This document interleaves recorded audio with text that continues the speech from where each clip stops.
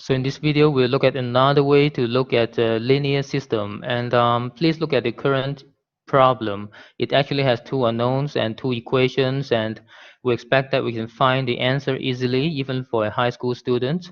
But let's look at it at another way. So we can actually express a linear system as a matrix equation in this sense. So I would like to write a matrix equation to represent this system.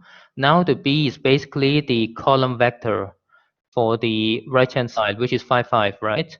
And now this X is basically the column vector for the unknowns. And now you have two unknowns, which is X, Y basically.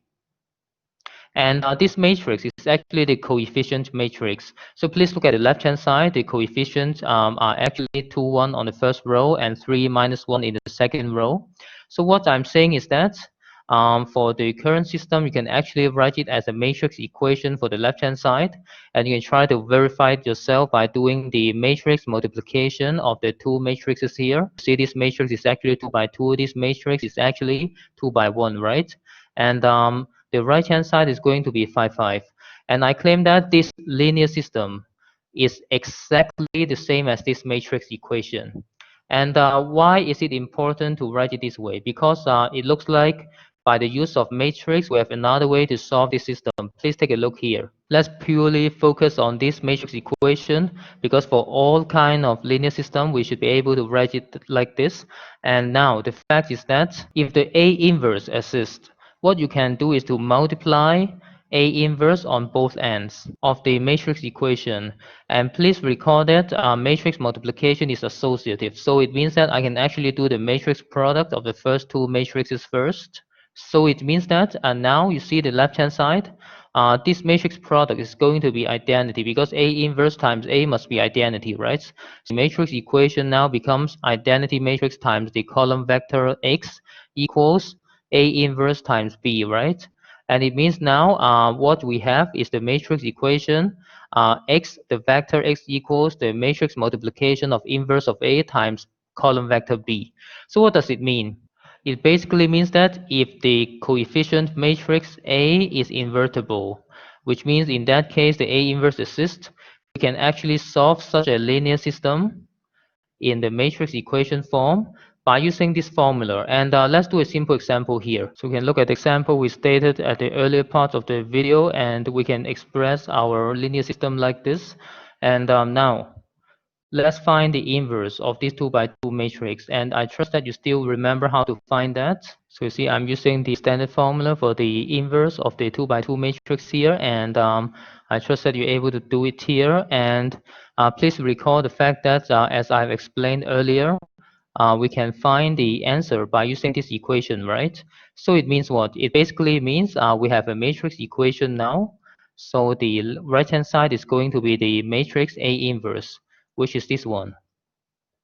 It needs to be multiplied to the column B, which is here, right? So 5, 5 here. And now, basically you have to do the matrix multiplication of these two matrices like this here. And I trust that you're able to do it, right? So after the matrix multiplication, you'll be getting a column like this. It means we are left with, after the scalar multiplication of 1 over 5 into the entries, the column vector 2, 1, right? So it means what? It means the column xy is the same as the column 2, 1. It essentially just means that the answer to this system is that x is 2 and y is 1. And let me add a note here at the end of this video. The first note is that please recall we basically solved the problem like this. And obviously, we have applied the formula for the inverse. It essentially means we assume that the coefficient matrix A is actually invertible. But we have explained it already. Basically, you see the fact is that because this way of solving the system directly gets one solution, right? And it means this way of solving it basically implies that we need the system to have exactly one solution to start with.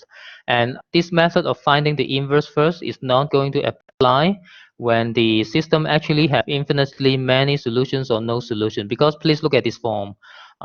This answer requires the fact that the linear system itself already has exactly one set of solutions. And the second fact is that Finding the inverse of A, as we have noted in the previous video, is computationally quite inefficient, especially when the size of A is big. So especially when you're seeing a big linear system, it is not efficient to find the A inverse. And please recall that after finding A inverse, you still have to do the matrix multiplication, right?